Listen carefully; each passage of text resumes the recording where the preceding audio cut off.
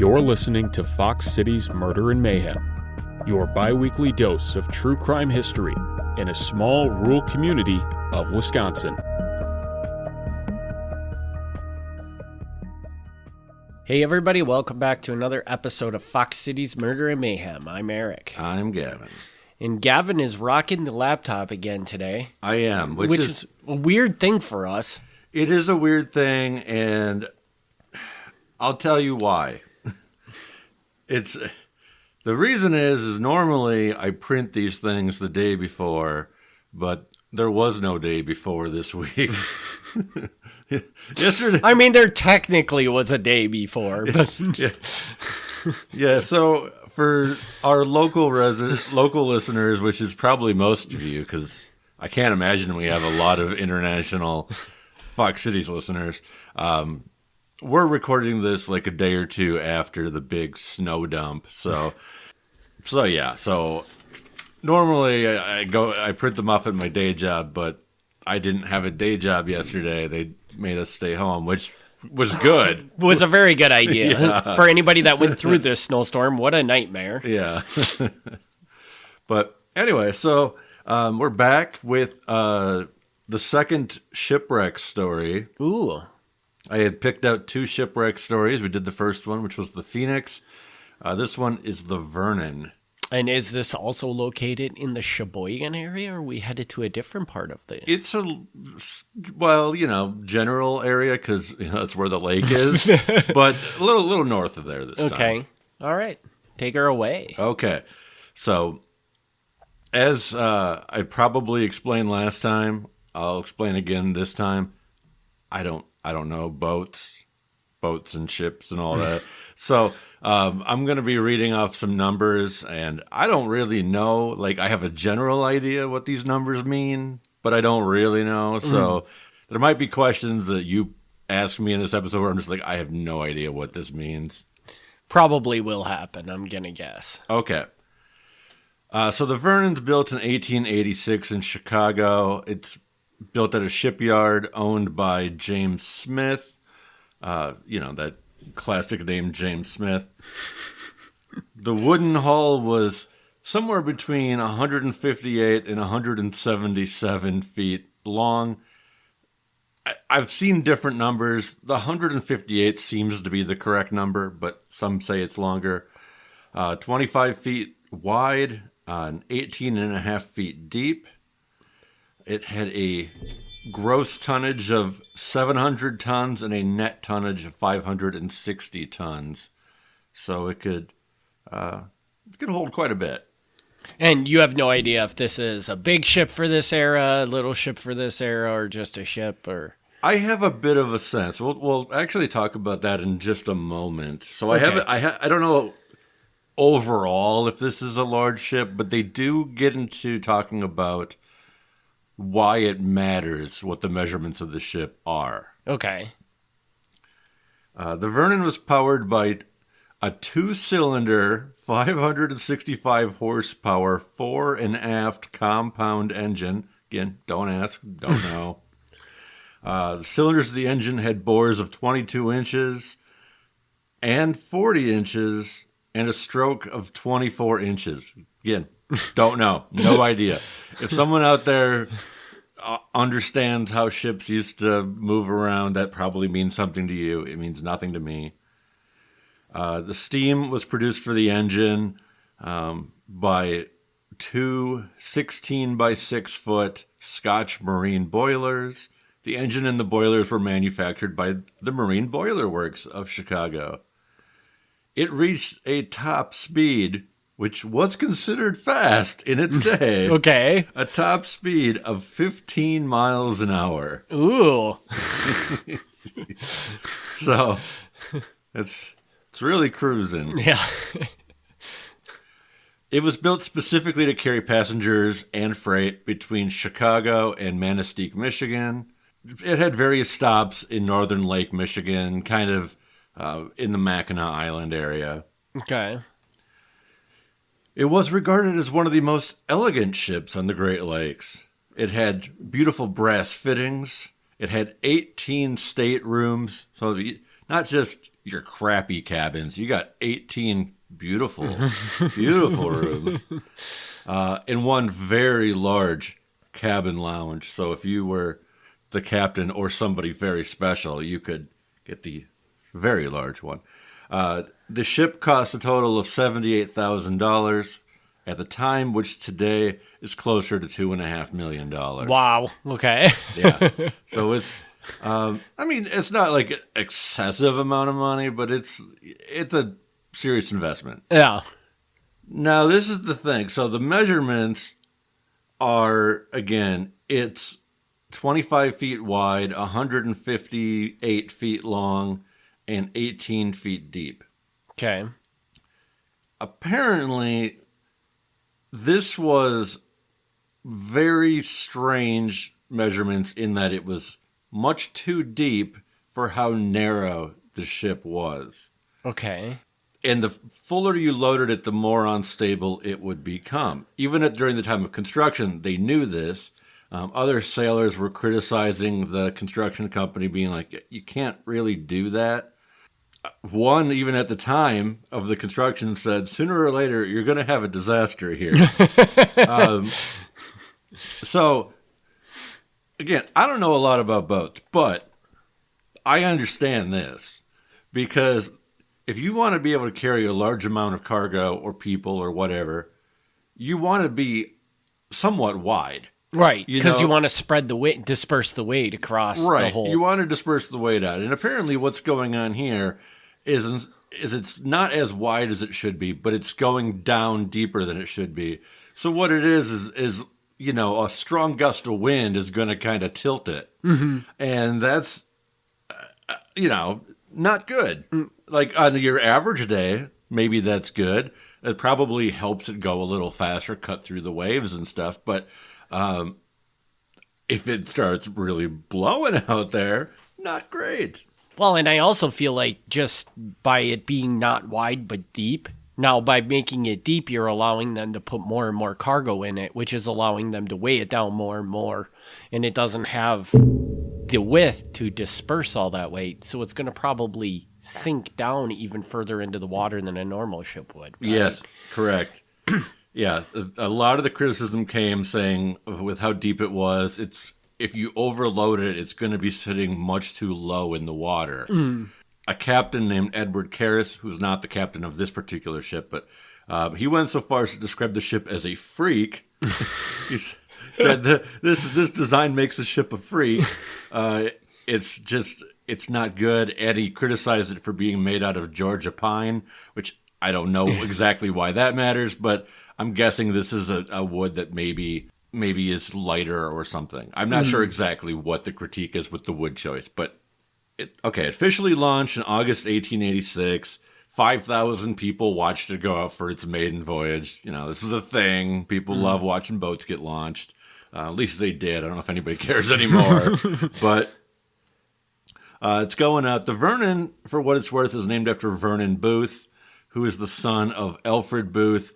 Doesn't really matter for our purposes, except that Alfred Booth is the guy who paid to build the ship. So he names the ship after his son. It gets passed around through a few hands. The U.S. Marshals have it for a while. It gets sold to what's called the Northern Michigan Line, which is like a passenger line for a while.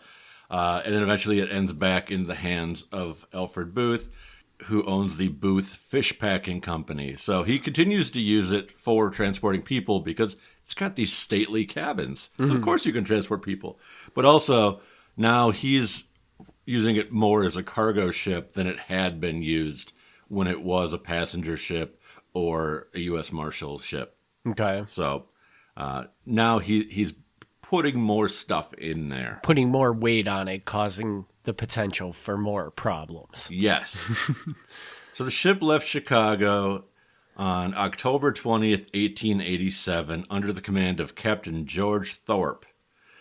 It made stops at various places. Stopped at Manitowoc. It stopped at Sutton's Bay, Michigan. St. Ignace. Is that how you say it? Yep, that sounds right. St. Ignace, Michigan.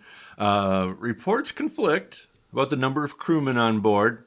Somewhere between 23 and 25, so Not a huge disparity there, but in addition to Captain Thorpe, we know that they had the first officer, John Sullivan, second officer, Larry Higgins, a chief engineer, Charles Mascow, assistant engineer, Frank Hall, the purser, Fred Burke, and the steward, Martin LeBeau. I had to look up the word purser. I was not familiar with that word. So for anyone else who doesn't know what that is, the name kind of implies what it is. The purser is the guy who handles the money. Okay. So he's kind of like, if you are riding on this ship, he's the guy who is like your go-to guy. You as a passenger don't go talk to the captain. You talk to the purser because the purser's the guy that you paid your money to get on, and he kind of handles and makes sure things are, handled properly for you. Gotcha. So I was not familiar with that term. So left Chicago, it goes up, makes a few stops, gets up to the northern Lake Michigan area, which again is kind of like the Mackinac Island, generally speaking, for people who are trying to picture this. On the return trip, they left from Sheboygan, not Sheboygan in Wisconsin, but Sheboygan, Michigan, which is up in that Mackinac Island area, Okay. to go back to Chicago, because this is the trip it does. It goes back and forth between these two places. It was scheduled to make stops at Mackinac Island and several other places along the way. It left its first place at 3 a.m. around October 26th. Along with it was the package freighter Joseph Hurd and that ship's captain, John Twitchell. Okay. On the Hurd, the first officer was Edward Karras. And Edward Karras is this other guy who will be a captain at some point. And he's kind of the main person who tells the story here. Okay. So, not really important as far as the character goes, but he's the one who's going to kind of, after the fact, tell everybody what happened. Gotcha. They stopped at a few places, including Beaver Island. Passengers got on and off at each stop. Freight was going on and off at each stop. So there is, again, some discrepancy on exactly how many passengers were on the ship at any given time, because, they were loading and unloading along the way. I must just add in that for anybody, Beaver Island is a place you must go. It's lovely. So that's just my take. Have we done a Beaver Island episode? No, but we certainly should, because I love Beaver Island. Do you know a story of Beaver Island? Well, I know that there was Beaver. The only reason I know what Beaver Island is probably from what's his face? Is it from the pirate? Not from the pirate. No. No. What's the pirate's name so people don't think I'm just crazy? Captain Dan Seavey? Yeah, Dan Seavey. Okay. It's not from Captain Dan Seavey, no. So Beaver Island, if I'm not mistaken, was like the home base of Jesse Strang, who was he had been a regular Mormon, like a Joseph Smith Mormon. Yes, I think you are absolutely right. Because I know that Beaver Island had a huge Mormon community or something at one point in time. It did, but not a normal Mormon community. Anyone who's a member of this breakup group is probably not going to appreciate me saying that. but Jesse Strang had a falling out with the original Mormons and started his own version of it. Okay. So they basically turned Beaver Island into their own little private Mormon kingdom, more or less. I think we did an episode, but maybe we didn't. And I don't think we did, bro. Well, if we didn't, then we need to, because Jesse Strang is a wild character. Yes, we definitely need to do that episode because, like I said, Beaver Island is something that everybody should know about because it's just gorgeous. Okay, well, we'll look into that. I was saying there's another episode I want to do, and I was like, we must have done an episode on this, but I was looking online and I could not find us having done an episode. So sometimes not only do I not remember the episodes we've done, sometimes I think we've done episodes we haven't done. We've done so many at this point I can't keep that straight anymore. But anyway, so it's leaves Beaver Island, stops Glen Haven, Frankfort, Michigan, still going, leaves Frankfort, heads across Lake Michigan to the Wisconsin side. to do its Wisconsin stops. Around 10 p.m. on October 28th, it encountered a northeast gale, which gradually worsened as they headed across the lake. Eventually, the large waves made headway increasingly difficult and swamped the Vernon, extinguishing the boilers. Oh, no. If the boilers go out, the ship doesn't move. It can no longer move 15 miles per hour. Once it was powerless, it was nothing they could do except to sit there and be beat on by the storm. And the ship sank near Two Rivers, sometime between 3 and 4 o'clock in the morning on October 29th. When it sank, it was carrying a cargo of 400 boxes of fish, 90 tons of pig iron. Holy cow. 2,000 bushels of potatoes, 90,000 barrel staves, not exactly sure what that is, and other general merchandise. So it was pretty loaded up. This is probably a question you don't have the answer to, but do you know what pig iron is?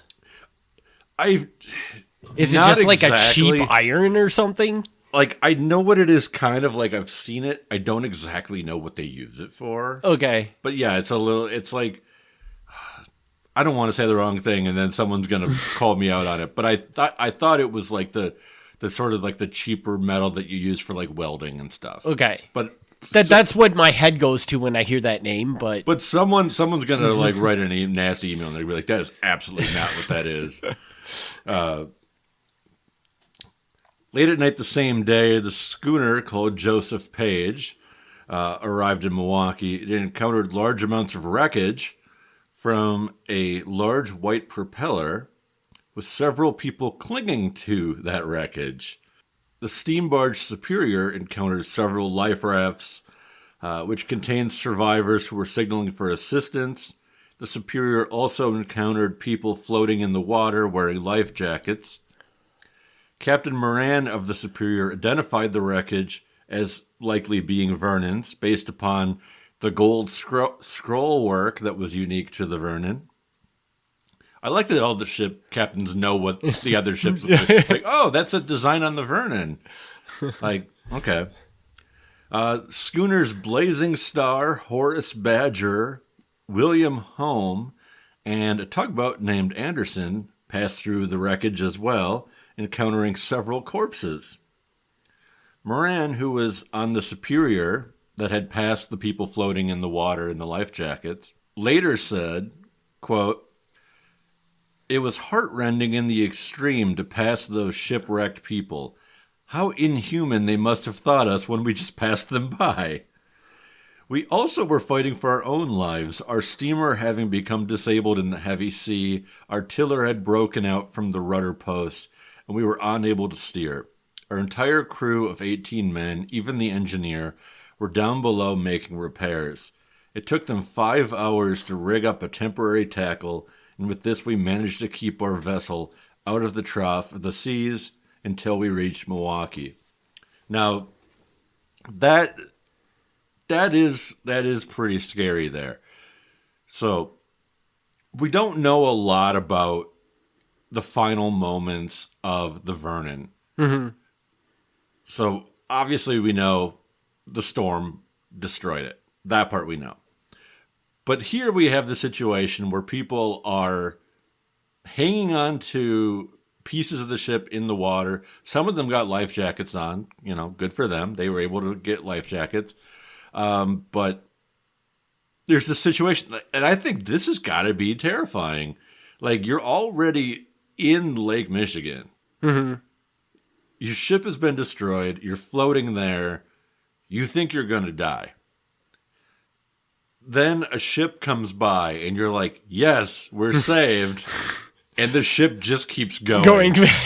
Like, you know they see you, and they just keep going. But they couldn't stop because of all the problems with their ship. They couldn't stop, but the people floating in the water probably don't know that. So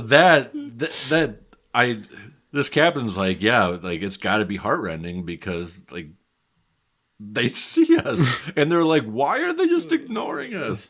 So Yeah, like that's your final moments floating in the water is like seeing a ship that's coming to save you, you think, and it's just like, nope. So I would assume then that this storm they go through, this is not like a normal Great Lakes storm. This was pretty significant. If you've got one ship that completely goes down, and now this other ship is crippled from it, but still able to make it to its final destination, this must have been a pretty serious storm. I think so. From what I know, which again isn't much, but from what I know, like apparently storms on Lake Michigan are pretty common. I know you'd been doing some looking into that and seeing like how many shipwrecks are like in Lake Michigan and Lake Superior, and like it's a lot. Yeah. It's a lot. So it's not like this is a rare thing for ships to go down. But yeah, I mean, I would assume that normally they'd be at least built to handle a typical storm. Yeah. So this must have been a pretty hairy thing that they got. Now, you said that they went down in two rivers, right? Well, yeah, off the shore. But I mean, are we talking like, could people see the ship from the shoreline, do you know? Or was it so far out that the only thing that was going to see it was these other ships passing by? I'm going to go and say it was so far out people could not see it. Okay. Now, that's hard to say because it went down at 3 or 4 in the morning. Mm-hmm.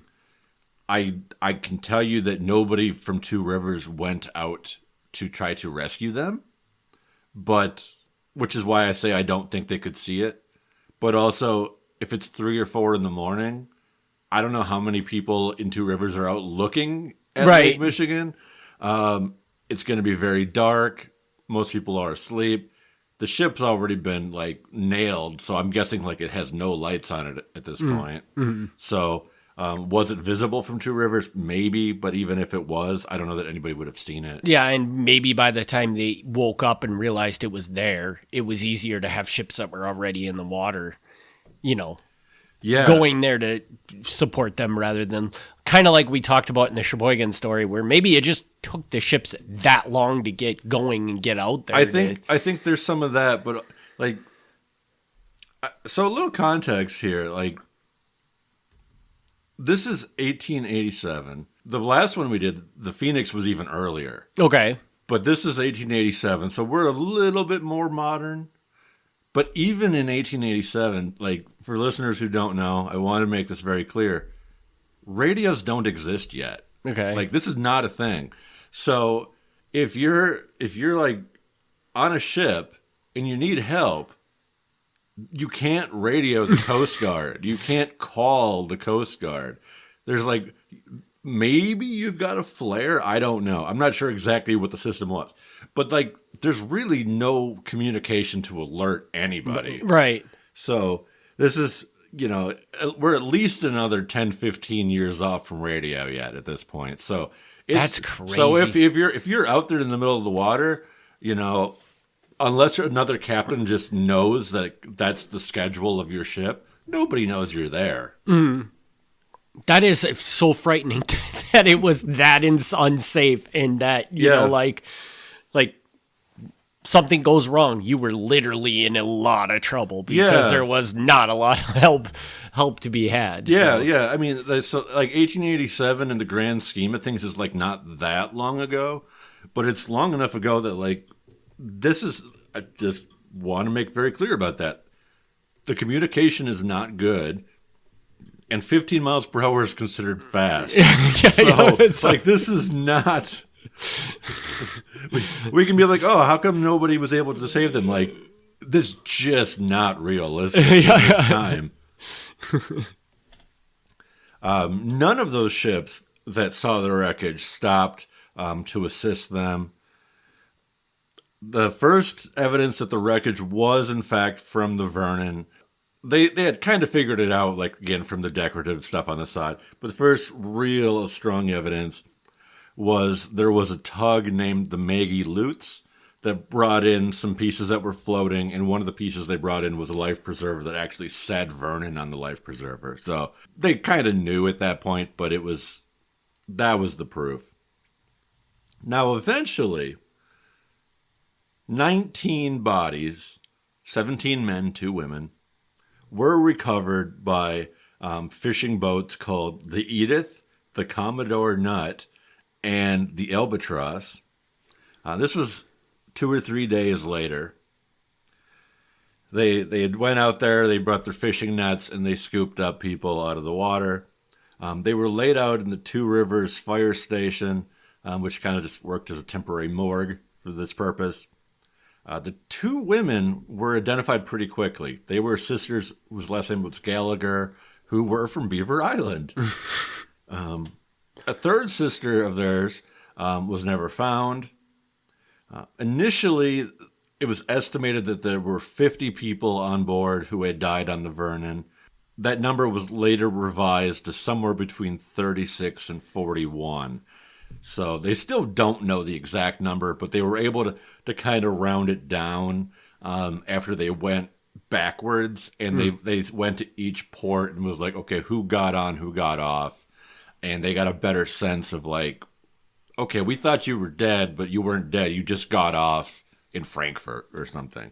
Mm-hmm. So they could round the numbers down a bit. But it's still a little wiggle room, so they don't know exactly. God, that's so crazy. Of the 19 bodies that were recovered, 9 of them were never identified at all. Wow. They were photographed, so we had photography at this point. They were photographed, the corpses that were photographed, and then they were buried in a Two Rivers cemetery, which is where they still are today. This death toll of 36 to 41, not as high as the Phoenix, but still makes it one of the deadlier shipwrecks in Wisconsin history. Wow.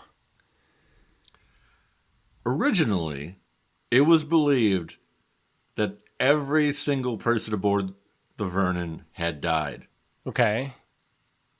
But 2.5 days later, a schooner called the SB Pomeroy was going between Chicago and Green Bay when it discovered a life raft 6 miles off the shore of Sheboygan with 2 men on board.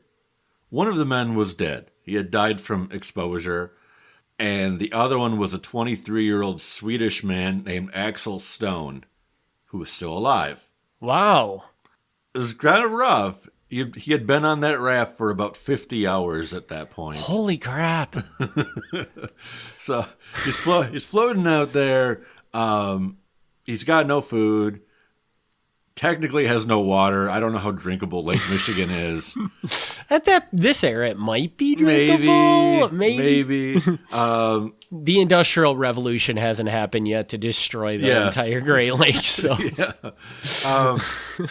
And the other guy, had died of exposure. And again, like keeping this in mind, this is late October. They pick him up on Halloween, and I don't know exactly what the temperatures were at that point, but it's late October. It's in the middle of the lake at night. It's been a storm. I'm sure it's cold and nasty. And he could not have been in very good shape. No, it's bad enough to be on a raft for 2 days, but this is probably not ideal.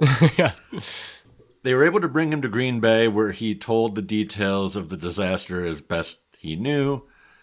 He said what happened was the Vernon was overloaded, so much so that the ship was low in the water, and there was only 6 inches between the water line and the edge of the ship. So, again, I don't know what's normal, but that doesn't sound good. It does not. He said that due to the excessive load, Vernon's crew were unable to close the gangways. According to one source, the 50 hours aboard that raft had weakened his mind, and so his account, although accurate, was a bit delirious, and he actually ended up dying 2 months later from whatever it does to you being out there. The endless complications that probably occurred. Yeah. So definitely too much cargo for this ship. So now, go back. You said he was the edge of the ship was in what from the water line? 6 inches. So, like, the edge of the top of the ship was... Yes. Yeah. Wow. Yeah. That is grossly over. Yeah, like I don't know what's normal, but it's not a lot of wiggle room. No. That's really horrifying. And the person that decided to fill that much crap in this ship should have been shot, probably, because he made a very poor decision. Yeah, I think, if I'm understanding it right.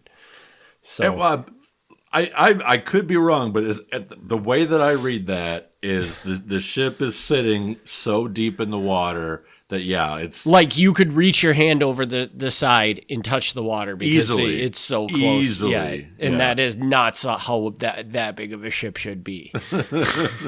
I don't think. So... An inquest was held about a week or two later. They decided after the inquest that the storm was bad, but it wasn't so bad, and the lake wasn't so rough that there shouldn't have been some rescue of the people floating in the water. They said, we know all these boats that have gone through here. The one ship, I think they gave them the benefit of the doubt because they weren't functional. But they're like, some of you are tugboats and you were going through and you were fine. Like, you should have been helping. Even if you just get one person, get somebody out of there. So nobody got in any legal trouble for this, but the inquest cracked down hard at being like, this is not the proper way to handle a shipwreck. You don't just ignore them. And do we know why none of the other ships helped? We obviously know the one was incapable of helping, but the rest of them just drove by well, not our problem. I don't know. If this inquest still exists, I don't know. I have not actually seen the inquest itself, but I'm guessing it would have gone into much more detail about this. I'm sure that every ship captain that they knew was out there got called in on this. So there probably are details about why they did or did not respond. I would be curious because if they just didn't not our problem, that's pretty cold, man. Yeah, I don't know. And I think that would be good information to know exactly because we know why the ship went down. There was definitely some fault, probably a majority fault on the ship itself. Yeah, I'm going to say for going down, but there's also blame to go around after the fact because there's got to be even if you're not legally required to save somebody, there's got to be some kind of protocol where you're I don't know, I don't know maritime law, but there's got to be something where you got to make an effort here. Right. Yeah, absolutely. Or at the bare minimum, as soon as you see it, somehow get communication to somebody that can help them. Yeah. Or something. But I guess, again, we're in an era where there's no radio, so how do you communicate that to anybody? So yeah, so the inquest came out and was very stern against people. Again, I'm only getting the secondhand reports on that, but the secondhand reports are they reprimanded the captains of the ship, which sounds to me not like they actually did anything. They were just the report says, you guys screwed up. Yeah. That's really all they said. And hopefully they made some sort of rule that there could be legal repercussions if they find out you don't help somebody that you could help. It wouldn't be bad. So, well. So... there's one more piece. If you got a question, go for it. Otherwise, there's one more piece. Take the piece. Okay. So the wreck of the Vernon was finally found in 1969. So that's 80-something years later by a man named Kent Bell Richard. I looked up Kent Bell Richard, and I have to tell you, this guy made a career of this. There are many, many stories of him finding shipwrecks that had been lost for decades. So this guy is that's kind of his thing. But he found the Vernon in 1969. It's still somewhat intact, 210 feet down, northeast of Two Rivers. Its pilot house and cabins broke away a little bit, but they're still same general area. The cargo is still intact and inside the ship. Really? And Bell Richard found that the gangways were still open, which confirmed Axel Stone, the guy on the raft's stories about the crew not being able to close them. So he's like, yep, apparently that story is accurate because the gangways should have been closed during the storm, but they were not. Various artifacts, including the name board, are on display at the Rogers Street Fishing Village in Two Rivers. And as I said earlier, there's also 9 of them buried in the cemetery in Two Rivers with a memorial there. So if you want to see a little marker for these people that they were never able to identify, that's at the Pioneer Rest Cemetery in Two Rivers. But yeah, if people aren't familiar with the Rogers Street Fishing Village, which I don't, that name doesn't sound like that exciting maybe, but it is kind of like the Two Rivers Museum of like ships and shipwrecks. So Okay. And it's just right downtown Two Rivers or something? yeah, it's right down there. Okay. You know, I've driven past it. I've never gone there because, as I've made very clear multiple times, like, I don't find shipwrecks that interesting. You're starting to wear me down, to be fair. You are starting to wear me down. He's starting to learn about them, and he's starting to say, well, this is kind of an interesting thing. I'm finding them more interesting than I did before. I'll give you that.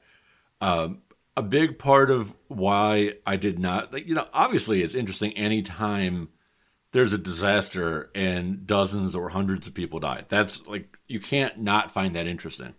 But I was not super interested because of the fact that I didn't understand the terminology. Mm-hmm. That was a big barrier for me. Mm-hmm. Because when they go in and they're like, oh yeah, this was one of the great ships of its day, and it had this, and I'm like, I don't know what that means. You're talking right over my head. I have no idea what you mean. And that's on me. I think that's also somewhat on the shipwreck enthusiasts as well. I'm going to throw a little blame their way. I think that they could maybe translate some of that a little bit more for like us non-boat people. But see, and I think what's interesting about these stories is not so much even the fact that there's a ship being crashed in them. I like the fact that you just told me a story and it shows that there was a point in time where I could go to probably Manitowoc, Wisconsin, get on a ship and go to Beaver Island. Yeah. That just blows my mind to me. Because the idea of that existing now is crazy to me. It is weird. I mean, obviously, you could still charter a boat, and there's a couple ferries and stuff. But yeah, like regular, like this was like a bus. Yeah, like if you showed up at the dock at this time, you knew you could get picked up to go to these other cities, and you get picked up and dropped off along the way. Like, I'm sure it wasn't super precise because there's so many factors with the weather and everything else, but generally, like, there was a route. And yeah, that it is kind of an interesting thing. And I see that more. A talk I have to give this evening as we record this, like, this is not really the point of the talk, but one of the things the guy did was he sold steamship tickets, passage tickets. And it's really, really weird how big of a deal that is because like they'll have like big ads being like, oh, I've got the agency rights to these following passenger lines, and he'll list them off. And then, which again, I don't know what these passenger lines are, but that was a big deal because if you wanted to get around at this point in time, yeah, like trains are around at this point. So there's trains. But beyond that, like, if you want to get anywhere outside of the immediate area, the ship is kind of the way to do it still. Mm-hmm. Getting tickets to go on these ships is a big deal. Right. And I just think that that's wild. Just that was the way. And for the listeners, like, I don't even know if Gavin is aware of this. Beaver Island is like 30 square miles long. It's no bigger than, it's a tiny island. Yeah. And the fact that a ship would go there and drop people off is just blows my mind. I mean, I guess it makes sense because they're probably coming back to Michigan and they're going to pass right by it. So it just makes sense for him to stop. But it's just funny that existed, you know? Yeah. It's interesting to me, just like trying to, you know, as somebody who works professionally as a historian, it's weird like how challenging it is for me to get myself in the time frame sometimes. And this is one of those things because to me, like, again, gonna keep beating this dead horse here, but ships are such a foreign concept to me. Like, I've been on very few boats in my lifetime. And this is just like normal. Everybody knows how this goes. Like, It's like getting on an airplane. Yeah. Nowadays, right? Yeah. So it's like it's like really weird to like be like, oh yeah, I know there used to be ships and shipwrecks and all that, but it's like this isn't relevant to me. This was like everybody had a connection to this. So you know, you didn't have to live in Manitowoc to care about what was going on in Lake Michigan. Like, it was a big deal. Right. And it just kind of gives you an idea of just how, I don't know, I guess the Great Lakes is probably still a very big deal today. Well, sure. But I think it was a much, much, much bigger deal 150 years ago because it was such a crucial part of everything that we were doing in this area. Yeah. In the areas that I guess we're on the Great Lakes. So I mean, there's still like massive ships. Like Sturgeon Bay is kind of known for their massive ships, but we don't think about them the same anymore because we're not, you know, unless you work in that industry, you're not really out there. And really, what are they doing? They're probably just carting cargo. Right. I mean, yes, we do have like the Badger that goes across the Lake Michigan to over to Michigan from here. That still does exist, but it's such a small piece of what the Great Lakes is about, as opposed to 150 years ago. That was like how everybody got everywhere. Right. So it's just an interesting thing, and I think that it's a good piece of lost history that we don't think about a lot anymore. So yeah, I know people love ships. People also love trains, and I don't get crazy about trains, but some people still just love trains. Maybe we should do some train episodes. Maybe. I don't know. We could get Gavin excited about trains now. I'd love to be excited about trains. I just don't get it. So, all right. Well, do you got anything else with this one, or should we wrap this one up? Yep, that's pretty much it. I'm not going to read it on the recording, but the notes online will also have a list of the known people who were on the ship when it went down. So if you want to like check out the list of names, that'll be on there as well. See if you have any descendants or something like that. Yeah. So it's the names of the people, if they worked for the ship, what their position on the ship was, and then what city they were from originally. Awesome.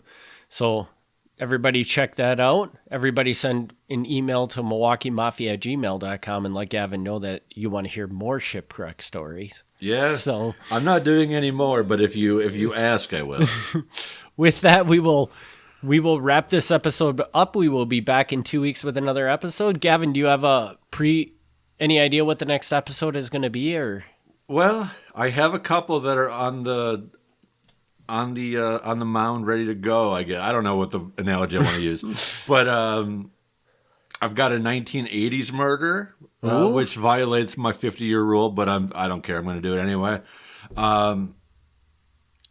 There's a Kakana history one I could do. It's not Murder and Mayhem, but maybe we'll do it anyway. We should. And I do want to return to Oshkosh for the film professor in Oshkosh. So those three are kind of like near future. Which one comes up next, I don't know, but those are coming up soon. Oh, and we can kind of sneak peek this for our audience. So when we did our live show, Yeah. There was a gentleman from Dale that attended, Yes. and Yes, he gave you another 2 stories for Dale. Have you looked into those to see are those around the bend too? We'll see. I was given the name of a murderer. I could do it. It's definitely, that one is newer than the 50-year rule. So I don't know if we'll get to it anytime soon, but I'm aware of it, so it could happen. Obviously I've broken the rule a number of times already. So it's like, not that it couldn't happen, but I'll have to kind of see what sensitive issues there might be about it. Mm-hmm. But yes, I have at least one that I can do that can be done pretty easily. Another one is a farm accident. And that one, by itself, I don't think it makes a story, but maybe I can kind of build a bigger story around it. So once you start looking into the characters and stuff, you might be able to flesh out a full story there. Right. I mean, obviously the people involved, it was a big deal. But people dying in a farming accident is not a story by itself to me unless we can kind of tell more. So, Gotcha. So we'll see. We'll see what happens. All right, so we got those coming up. We want to thank everybody for their continued support of this podcast, and we will see you on the next episode. Thank you. Thanks for tuning in to Fox City's Murder and Mayhem. Join us in 2 weeks for another exciting episode of Murder and Mayhem.